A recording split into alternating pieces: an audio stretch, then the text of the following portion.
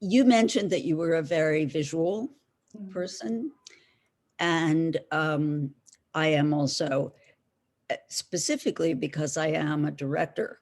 And I know as a director, when, when you're making a film, you're really responsible for every single thing that the viewer sees.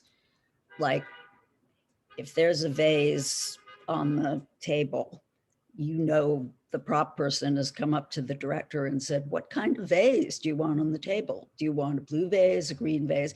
And you have to think about all those things and give them meaning, because you don't want to have 1,000 things on the screen that have no meaning. You want to be using everything that you show to tell your story and to bolster those characters.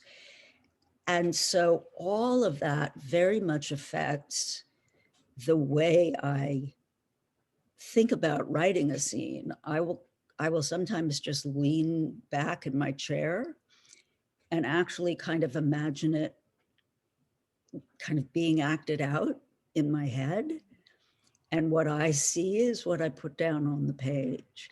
And it's a number of people have sort of commented on how they really saw what was happening. They really felt that they were in the scene. They saw what Los Alamos looked like. And I really think that that's a result of how much work I've done in a visual medium.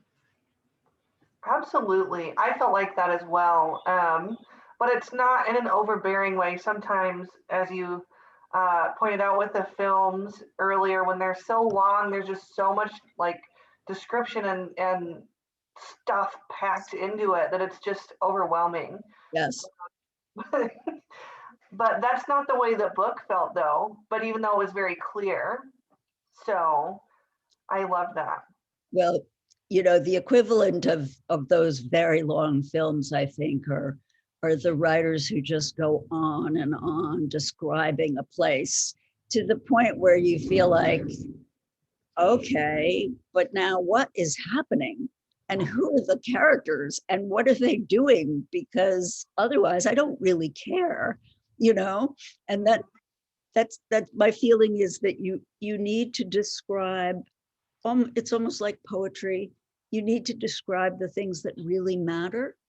What are the details that are really going to convey something important?